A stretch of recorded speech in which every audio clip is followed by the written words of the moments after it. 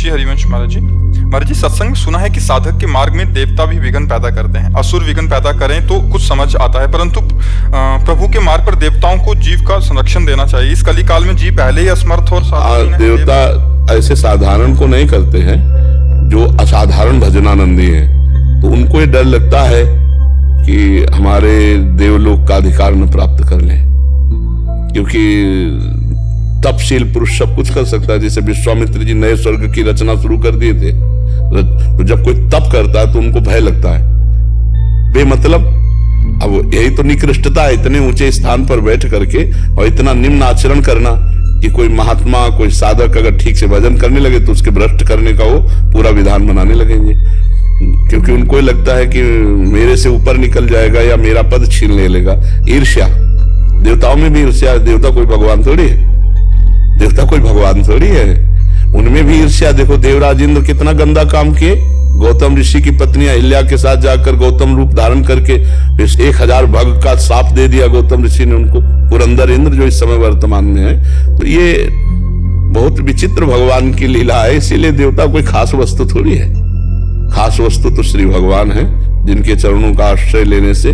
पर विघ्न इसीलिए कि जैसे हमसे कोई आगे निकल रहा हो सब सह जाएगा। साधु महात्मा जो भगवत प्राप्त है उसकी बात अलग है। कंचन तजना सहज है, सहज त्रिया का नेह, और मान बड़ाई ईर्ष्या दुर्लभ तजनाए। हमसे ज्यादा इसकी कीर्ति हो रही, हमसे ज्यादा निकला जा रहा है, हमसे ज्यादा आगे बढ़ गया। ईर्ष्या जो अंदर की ईर्ष्या है, तो अब उस साधक को ईर्ष्या क्यों करनी चाहिए? वो और भजन करे। भाई आकाश बहुत बड़ा है, तुम जितनी पतंग उड़ा सको उड़ाओ, दूसरे काटते क्यों? दूसरे काटते क्यों? ईर्ष्या। ईर्ष्या तो ये मनुष्यों में भी है और ऋषि मुनियों में भी पाई जाती है और देवताओं में भी पाई जाती है।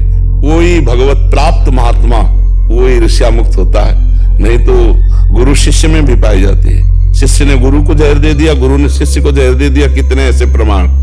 उन्नति देख करके ईर्ष्या बढ़ जाती है। सब कुछ ठीक है, लेकिन ईर्ष्या बहुत बड़ी वस्तु है। तो देवताओं में भी है ये, तो इसीलिए देवता भी विघ्न धारण कर उपस्थित कर देते हैं, जिससे साधक जो भगवान के आश्रित है, तो सीम की चाप सके को तासु, बड़ रखवार रमापति जासु। जिसके रखवारे भगवान राम हैं, श्री हरि हैं, लक्ष्मीपति नारायण हैं, उसको कौन पराजित कर सकता है? करो सदा तिनके रखवारी, जिम बालक राखे महतारी। तो देवता लोग जो है कहीं ना कहीं ईर्ष्या आदि माया के दोषों से तो युक्त है। ये कोई ऐसा तो नहीं कि अब एक विमान में दूसरा चमकीला विमान और सुंदरी अप्सरा लिए जा रहा है, उजल रहा है, उजल रहा है। उसको देखकर आप देवलोक की जब बातें पढ़ो ना, तो जैसे मृत्यु लोक है ऐसे देवलोक है।